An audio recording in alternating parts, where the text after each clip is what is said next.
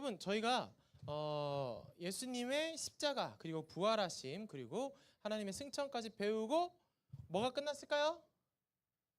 네, 신약이 끝난 건 아니고 예수님 스토리가 끝났어요. 그래서 저희가 잠깐 공과가 바뀌는 그 중간 시점에 오늘은 특별 본문으로 진행이 됩니다. 오늘 말씀 어디 말씀이었어요? 얘들아, 성경 봉독할 때는 너네 잘하고 있는 시간이 아니라 같이 읽으라고 있는 시간이에요. 성경 봉독 다시 한번 보여주세요. 네, 성경 봉독 한번 보여주세요. 자, 우리 오늘 어느 말씀이었어요? 자, 다 같이 입을 모아서 읽어보도록 하겠습니다. 시작!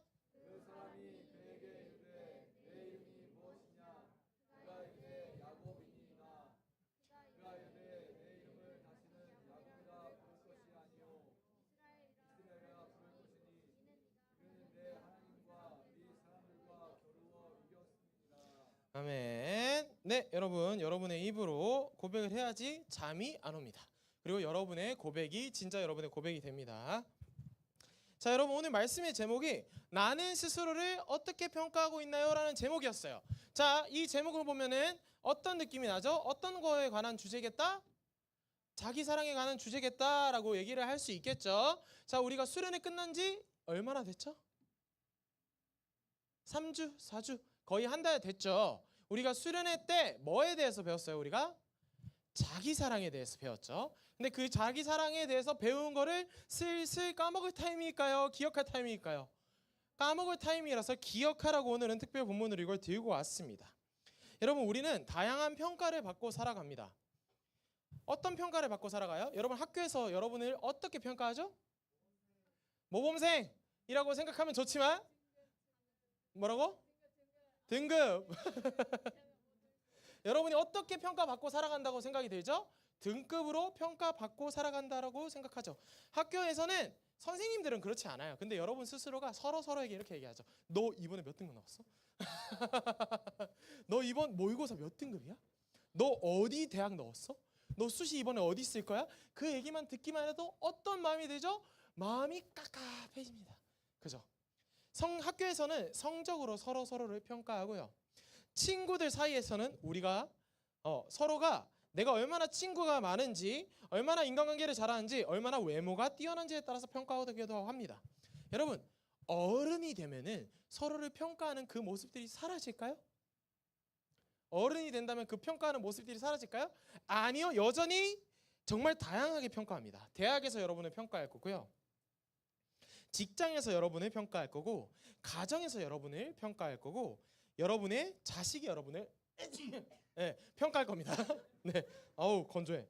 자, 우리는 살면서 이렇게 많은 평가를 받고 살아갑니다. 우리는 평가를 받고 살아간다, 평가를 받지 않고 살아간다? 네, 평가를 받고 살아갑니다. 하지만 놀랍게도 이 평가는 나를 긍정적으로 때로는 매우 부정적으로 평가하기도 다양한 편차를 갖고 평가하기도 합니다. 어떨 때는 우리가 되게 긍정적 평가를 받고요. 어떤 사람에게 있어서는 되게 부정적 평가를 받아요. 그럼 여러분 묻겠습니다. 이 긍정적 평가와 이 부정적 평가 중에 나를 제대로 평가할 수 있는 평가는 무엇일까요? 부정적 평가가 객관적 평가일까? 아마도? 오케이. 자, 그럼 내가 긍정적 평가가 내 그 진짜 가치인 것 같다. 손 한번 들어봅시다. 자, 없나요? 자, 그러면은 부정적 평가가 내 진짜 가치인 것 같다. 손. 뭐야? 자, 얘들아, 손이란 건 들라고 있는 거예요, 여러분. 자, 자, 이렇게 되면은 이렇게 할 수밖에 없어. 우리 기지개를 한번 펴봅시다. 손 드는 거를 여기로 이렇게라도 연습합시다. 기지개 한번 펴봅시다. 위로 쭉. 잠을 깨세요. 잠을 깨세요. 자, 기지개 폈죠? 우리 집중의 박수 하면 박수 쫙쫙 치고 전사님 보는 겁니다. 집중의 박수. 보세요. 자, 우리를 스스로 평가할 수 있는 긍정적 기준, 부정적 기준이 둘 다 우리에겐 주어집니다. 이 기준들 중에 도대체 뭐가 우리를 제대로 평가할 수 있을까요? 사실 아무것도 제대로 우리를 평가할 수 있는 건 없습니다. 왠 줄 알아요? 나라는 사람을 제대로 평가하는 사람이 있을까요? 없을까요? 세상에 없어요. 우리 부모님은 나를 제대로 평가할까요? 아니요. 나에 대해서 많은 부분을 알고 있지만 나에 대해서 일부분밖에 부모님에게 보여주는 나의 자식의 모습밖에 평가할 수는 없습니다. 그럼 물어볼게요. 여러분의 연인이 여러분을 제대로 평가할까요? 아니요. 그 연인도 환상을 가지고 여러분을 바라봅니다. 여러분의 환상을 가지고 그 연인을 바라보지 않나요? 똑같이 여러분의 연인도 환상을 가지고 바라봅니다.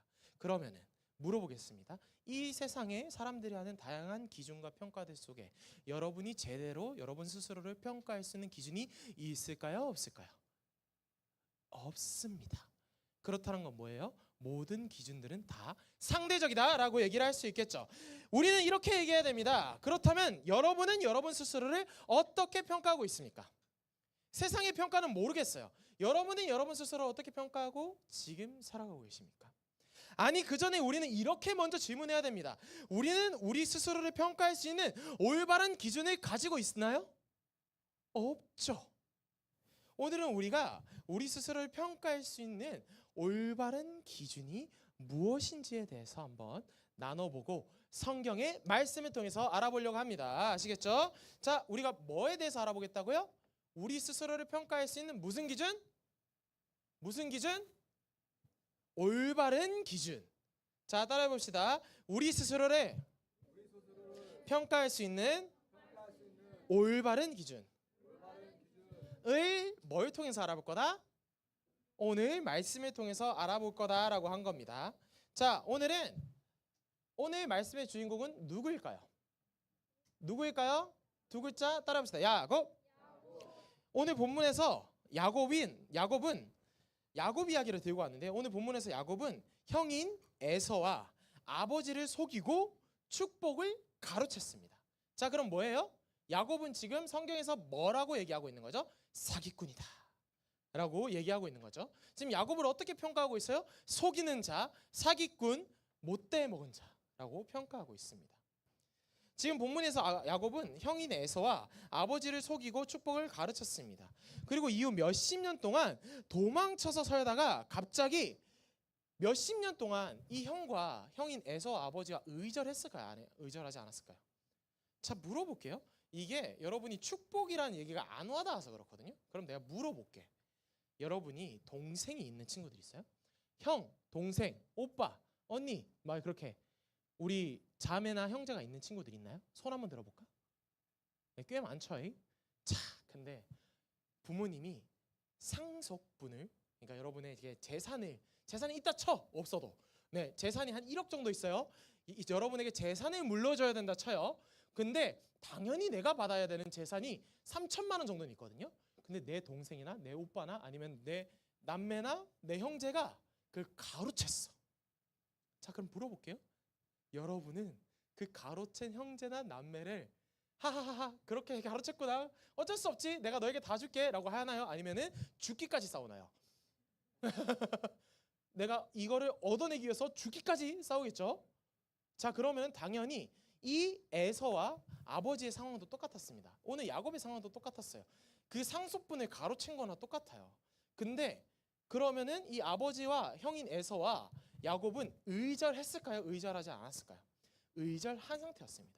몇십 년 동안, 30년 동안, 40년 동안, 몇십 년 동안 야곱이 형이 무서워서, 아버지가 무서워서 가족을 떠나서 살고 있어요. 근데 30년 만에 지금 어떤 일이 벌어지고 있는 거예요? 어떤 일이 벌어지고 있는 거예요? 형인 에서와 마주치게 되는 상황입니다. 자, 봐봐요. 여러분에게 사기쳤던 사람이 있다 쳐요. 여러분에게 300만 원을 뜯어갔어요.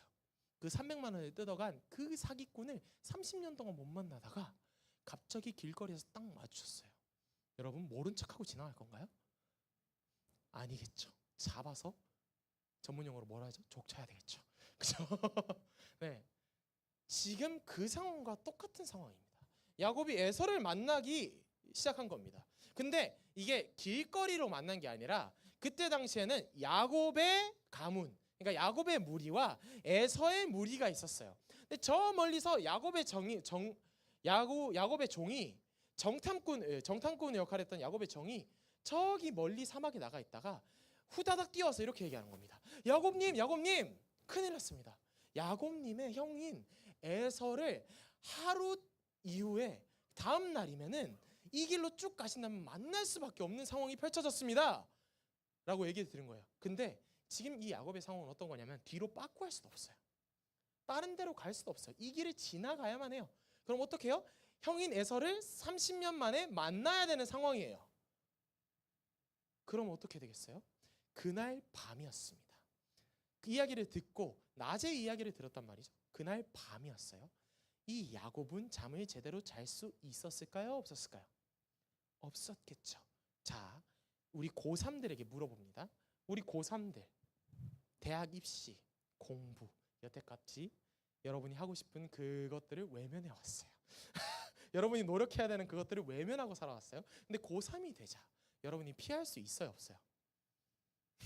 입시 피할 수 있어? 수능 피할 수 있어? 대학 입시 피할 수 있어? 못 피하죠. 지금 그런 상황인 겁니다. 여러분이 만나지 않고 싶었지만 어쩔 수 없이 만나게 되는 그 상황이 왔습니다. 여러분이 만약에 우리 고3들 여러분이 만약에 수능이 다음 날이라면 그 전날에 잠을 제대로 잘 수 있을까요? 없을까요? 나는 수능을 쳐봐서 알겠죠? 잠을 못 잡니다. 제대로 못 잡니다. 힘들어요. 오늘 이 야곱도 똑같이 잠을 자지 못했어요. 왜냐하면 다음 날이면 내가 사기쳐가지고 축복을 가로챘던 그 에서 형과 만나야만 하는 상황이었거든요. 근데 그날 밤도 잠을 못 자서 뒤척이고 있었었는데 이때 한 존재가 야곱에게 나타납니다. 한 존재가 야곱에게 짠하고 나타나가지고 한 행인이 야곱에게 짠하고 나타나십니다. 이 행인은 누구였을까요, 여러분? 이 말씀 알고 있는 친구들이 있을까요? 이 행인은 누구였을까요? 하나님이었습니다. 그 하나님이 야곱에게 나타나셔서 뭘 하자고 하시냐면 갑자기 씨름을 하자고 하는 겁니다. 씨름을 하죠. 씨름 뭐예요? 이렇게 잡아가지고 걸려서 넘어뜨리는 그거 있잖아요. 씨름을 합니다. 갑자기 야곱은 하나님과 잠을 못 자고 있다가 하나님이 뚝 하고 나타나시더니 하나님과 같이 밤새 씨름을 합니다. 근데 그 하나님이 이기려고 골반뼈를 탁 쳤어요. 근데 골반뼈가 여러분 어딘지 알아요? 여기예요, 여기. 이런 삼각형으로 된 그 골반뼈예요. 여러분, 이 골반뼈가 사람이 찬다고 부서질까요? 안 부서질까요? 안 부서져요. 어떻게 해야지 부서지냐면은 여러분이 덤프트럭에 치여야지 부서집니다. 근데 오늘 이 하나님이 골반뼈를 탁 쳤더니 어떻게 됐대요? 부서졌대요. 지금 어떤 거예요? 야곱은 교통사고를 당한 겁니다, 여러분. 네, 교통사고 정도의 충격을 지금 받고 있는 거예요. 야곱의 골반뼈가 부러집니다. 그럼 물어볼게요. 야곱은 이게 하나님인지 아닌지 알았을까요? 몰랐을까요? 자기가 씨름하고 있는 사람이 몰랐어요. 근데 골반뼈가 딱 부러지자 어떤 생각을 했을까요? 아, 이 사람 예사 사람이 아니다. 이 사람 천사일 수도 있고 하나님일 수도 있겠다. 그 생각을 했어요. 그래서 야곱은 골반뼈가 딱 부러졌으면은 원래는 포기해야 되거든요. 여러분 UFC를 봐도 누가 턱을 탁 쳐서 넘어졌어요. 그럼 쓰러졌어요. 그러면은 계속 때리면 돼야 안 돼요? 심판이 말려요. 근데 넘어져 있어야 되거든요. 근데 오늘 야곱은 어떻게 해요? 계속해서 그 사람을 붙듭니다. 이길 수 있을까요? 못 이깁니다. 못 이기는데 왜 야곱이 골반뼈가 부러졌지만 붙들었냐면요. 이렇게 이야기하고 싶어서 야곱이 하나님을 붙들었습니다. 자기에게 축복해 주시지 않으면 주님, 제가 이제 에서를 만나야 됩니다. 제 형을 만나야 됩니다. 제가 속이고 도망갔던 그 형을 만나야 되는데 너무너무 두렵고 무섭습니다. 그래서 당신이 지금 저를 축복해 주시지 않고 그냥 가신다면은 저는 견딜 수 없을 겁니다. 그래서 하나님, 당신이 저를 축복해 주시지 않으면 절대 당신을 놓아주지 않겠습니다라고 얘기하려고 계속 붙들었습니다. 그랬더니 그 하나님이 이렇게 얘기합니다. 저 축복해 주세요 하고 있는 야곱에 이렇게 얘기합니다. 너의 이름이 무엇이냐? 여러분, 하나님께서 야곱에게 뭐라고 물으셨다고요? 따라합시다. 너의 이름이 무엇이냐? 하나님이 야곱에게 이렇게 물으셨습니다. 너의 이름이 무엇이냐? 축복해달라고 매달리고 있는 그 야곱에게 너의 이름이 무엇이냐라고 묻습니다. 야곱은 대답합니다. 야곱입니다. 다시 그 사람이 얘기합니다. 여러분, 이 야곱의 뜻은 어떤 뜻이었을까요? 속이는 자, 발 뒤꿈치를 잡는 자. 여러분 생각해봐요. 누군가의 발목을 잡는다는 우리나라의 격언이 있잖아요. 그 발목을 잡는다는 뜻이 뭐예요? 발목을 잡아서 스케일풀하게 주짓수로 탁 해가지고 넘겨뜨린다? 그런 말이에요? 아니죠? 발목을 잡는다가 무슨 말이에요? 못 가게 만든다. 이게 뭐예요? 다른 사람의 인생을 걸리게 만드는, 속이게 만드는 걸림돌이라는 뜻이잖아요. 야곱도 똑같은 평가를 받았어요. 이 뒤꿈치를 잡는 자라는 그 이야기는 무슨 말이었냐면 다른 사람을 속이고 사기꾼인 자, 다른 사람을 속이는 자, 다른 사람의 인생에 늘 걸림돌이 되는 자 취급을 받고 있던 게 야곱이었습니다. 그의 이름에서 드러납니다. 나는 속이는 자야. 근데 하나님께서 오늘 절대 놔주지 않는 이 야곱에게 다시 한번 물어줍니다. 너의 이름이 무엇이냐? 저는 속이는 자입니다. 저는 남의 발목 잡는 자입니다. 그랬더니 하나님께서 오늘 이렇게 얘기하십니다. 네가 지금 나와 겨루어서 하나님과도 겨루어서 이겼으니 내 이름은 이제 야곱 속이는 자가 아니라 이스라엘이다. 여러분, 이스라엘의 뜻은 따라 봅시다. 이스라엘의 뜻은 하나님과 겨루어서 이긴 자. 평생을 누군가를 속이는 자로 살아왔던 야곱이 지금 하나님이 이 야곱에게 뭐라고 얘기하기 시작하셨어요? 너는 속이는 자가 아니라 나와 겨루어서 이긴 자다. 나를 붙들었던 자다. 라고 이야기하십니다. 여러분, 야곱에 대한 부모님의 평가와 형의 평가는 뭐였죠? 야곱, 그 말의 뜻대로 나의 인생의 걸림돌이 되는 자, 누군가를 속이는 자, 쓸모없는 자였습니다. 세상은 야곱에게 속이는 자라는 평가를 내리고 손가락질했습니다. 그리고 그 야곱도 그 세상의 평가를 그대로 받아들여서 스스로를 속이는 자, 누군가에게 걸림돌이 되는 자라고 평가하면서 살아왔죠. 하지만 스스로가 자신을 속이는 자라고 평가하자 야곱의 삶에서 자신 스스로를 속이는 자라고 생각하며 죄책감에 시달리며 스스로를 쓸모없다고 생각하며 패배감에 휩싸이며 늘 그렇게 살아올 수밖에 없었습니다. 여러분, 오늘 말씀을 통해서 우리가 얻을 수 있는 새로운 평가를 알게 되었습니다. 오늘 하나님께서는 야곱을 속이는 자로 살도록 두지 않으셨습니다. 하나님께서는 야곱에게 친히 나타나셔서 뭐라고 평가해 주시죠? 네 이름이 무엇이냐? 속이는 자입니다. 아니다. 네 이름은 이제 나를 이긴 자다. 라고 새로운 이름을 붙여주십니다. 바로 여러분, 오늘 말씀을 통해서 우리가 얻을 수 있는 새로운 평가 기준을 얻었다는 겁니다. 어떤 기준이에요? 하나님의 평가가 제대로 된 평가구나 하고 우리는 새로운 평가 기준을 얻었다는 겁니다. 여러분, 오늘 말씀에서 야곱을 더 이상 야곱이 아니라 이스라엘로 평가해 주셨던 것처럼 오늘 말씀에서 야곱을 속이는 자가 아니라 하나님을 이기는 자라고 평가해 주셨던 것처럼 하나님께서는 여러분을 죄인이 아니라 자녀라 부르십니다.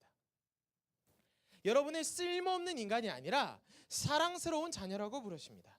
여러분의 별 볼 일 없는 사람이 아니라 하나님의 자부심이라고 평가하십니다. 어디에서요? 성경에서 하나님은 계속 여러분을 그렇게 평가하고 계십니다.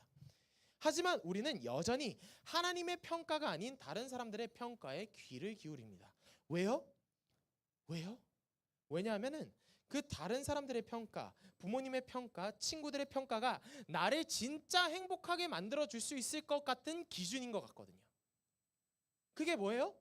너 다 좋은데 성적이 이게 뭐냐? 너 대학 가려면 이렇게 공부하면 안 돼. 너 이런 식으로 살면 안 돼. 너 대학 이 정도밖에 못 나왔어? 야, 너 참 쓸모없는 인간이다. 너 요 정도 중소기업에 들어가려고 그렇게 열심히 공부했어? 너 참 별로다. 달라질 것 같습니까? 여러분에 대한 평가가 계속 여러분에게 그렇게 평가하고 있습니다. 여러분도 그 평가를 듣고 살아오다 보니 어떻게 생각해야 돼요? 그래, 내가 좋은 성적만 맞으면, 내가 공부만 잘하게 되면, 내가 좋은 대학에만 들어가면 여러분 주변에서 하는 그 평가 요소들이 마치 여러분을 구원해 줄 수 있을 것만 같이 느껴지게 됩니다. 여러분의 남자친구가, 여러분의 여자친구가 여러분을 구원해 줄 수 있을 것만 같은 신처럼 느껴집니다. 여러분의 성적이 여러분을 구원해 줄 수 있을 것만 같은 신처럼 느껴지게 됩니다. 여러분의 대학이 마치 여러분을 구원해 줄 수 있을 것만 같은 신처럼 느껴지게 됩니다. 여러분의 직장이 여러분을 구원해 줄 수 있을 것만 같이 느껴집니다. 여러분의 자랑거리가 무엇입니까? 그것이 여러분을 구원할 수 있습니까? 마치 그것이 나를 구원해 줄 수 있을 것만 같이 여러분은 느끼고 살아간다는 겁니다. 왜요? 사람들의 평가가, 여러분을 향한 평가가 그렇거든요. 그 평가를 여러분도 스스로 받아들여서 내 자신을 그렇게 평가하거든요. 하지만 여러분, 그것들을 여러분이 성취한다고 해서, 여러분이 그것들을 가진다고 해도 여러분은 절대 다른 사람들의 평가에서 이제는 자유로워질 수 없습니다. 왜냐하면 그 평가들은 계속해서 끊임없이 여러분을 지치지 않고 따라올 거거든요. 여러분이 좋은 대학을 가면은 그 평가가 끝날까요? 좋은 직장을 가질 때까지 끝나지 않습니다.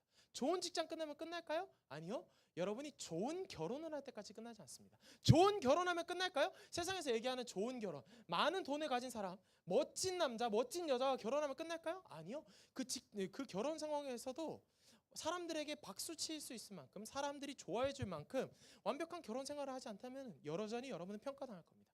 평가하면 이 결혼 생활만 잘하면 끝나나요? 아니요. 여러분의 자녀가 여러분을 평가할 겁니다. 여러분이 자녀만 잘 키우면 끝나나요? 아니요. 계속해서 여러분의 사람들은 평가할 겁니다. 여러분은 그 평가 기준에서 결코 자유로워질 수 없습니다. 그러면 이제 여러분에게 주어진 문제는 단 하나입니다. 그 평가 기준대로 내가 내 스스로를 평가할 것인가? 아니면은 다른 평가 기준으로 내가 내 자신을 평가하면서 살아갈 것인가? 여러분은 여러분 스스로를 무엇으로 평가하고 있습니까? 세상 사람들의 언어로 여러분 스스로를 평가하고 있지는 않습니까? 여러분을 제대로 평가해 주는 것은 세상에 그리고 다른 사람들의 평가가 아님을 깨달으십시오. 여러분이 하나님이 아닌 다른 사람들의 평가에 휘둘리고 살게 된다면 확실하게 얘기합니다. 여러분들이 다른 사람들의 평가에, 다른 사람들의 눈치를 보고 살고 다른 사람들이 박수 쳐주는 그 평가만이 맞다라고 생각하며 산다면은 여러분의 삶은 확실하게 행복하지 않을 겁니다. 행복하지 않을 겁니다. 물어볼 수 있어요. 에이, 제가 그걸 안 가져봐서 그런 거 아니에요? 그거 안 가져봐서 그런 거잖아요. 만약에 가지게 되면 전사님이 그럴지 안 그럴지 어떻게 알아요? 라고 여러분 반박할 수 있죠. 그럼 물어봅니다. 여러분이 그 평가 기준대로 지금도 살아가고 있는데 여러분의 지금의 삶은 그렇게 행복합니까? 여러분의 지금의 삶은, 그것들을 간절히 바라고 살아가는 그 여러분의 지금의 삶은 여러분 스스로가 좋아 죽겠습니까? 여러분 스스로를 사랑하면서 살아가기에 그 평가 기준들이 정확합니까? 여러분을 행복하게 만들어 줍니까? 아니요. 끊임없이 갈망하게 만들고, 끊임없이 자신을 다른 사람들과 비교하게 만들고, 끊임없이 자신을 미워하게 만듭니다. 여러분을 제대로 평가해 주는 것은 세상에 그리고 다른 사람들의 평가가 아님을 깨달으십시오. 여러분이 하나님이 아닌 다른 사람들의 평가에 휘둘리면서 살게 된다면 여러분의 삶은 그렇게 행복하지 않을 겁니다. 아니요, 여러분의 삶은 때로는 길을 잃은 것처럼 방황하게 될 겁니다. 왜냐하면 사람들의 평가는 결국 만족이 없기 때문입니다. 하지만 여러분, 오늘 하나님께서 복 주시지 않으면 절대 하나님을 놓을 수 없습니다 하며 하나님을 끝까지 붙들었던 오늘 말씀의 야곱처럼 여러분에게 이미 주어진 가치가 있다. 너희는 이미 소중한 존재다. 너희는 하나님의 자부심이다 라고 얘기하던 그 가치 있는 소식을 여러분이 붙들고 매달려 본다면 여러분의 삶에서는 행복해질 가능성을 얻을 수 있습니다. 여러분, 하나님을 놓을 수 없습니다라고 하면서 그 하나님을 끝까지 붙들었던 그 야곱처럼 여러분이 이미 주어진 가치가 있다는 그 소식을, 여러분은 하나님의 자부심이란 그 소식을, 여러분은 이미 사랑받기 합당한 존재답게 창조되었다는 그 소식을 붙들고 매달려 보십시오. 세상의 평가는 여러분을 여전히 괴롭히지만, 그래서 여전히 종종 내가 나를 헐값으로 평가하게 되지만, 그때 여러분이 오늘 야곱처럼 하나님의 평가를 끝까지 붙들고 세상의 평가와 싸워 나간다면 여러분의 삶은 새로운 길을 찾은 것 같이 될 겁니다. 여러분, 이 자존감의 문제라는 게 한 번에 해결되는 그런 문제인 것 같습니까? 그런 문제면은 이 자존감의 문제 때문에 여러분이 이렇게 고민하지도 않을 겁니다. 이 자존감의 문제는 계속해서 싸워 나가야 되는 싸움의 문제입니다. 여러분, 정말 쉽지 않고 오래 걸리는 싸움입니다. 하지만 전사님이 아는 한 그것이 하나님을 붙드는 것만이, 하나님이 나에게 내려주시는 그 사랑받기 합당한 자녀라는 그 평가를 붙드는 것만이 유일하게 나 자신을 사랑할 수 있는 길, 나 자신을 긍정적으로 평가할 수 있는 유일한 길입니다. 전사님이 살아왔을 때 그게 유일한 평가라고 얘기할 수 있습니다. 나를 사랑하는 것이 쉬워 보입니까? 어렵습니다. 치열하게 싸워야 되는 경험입니다.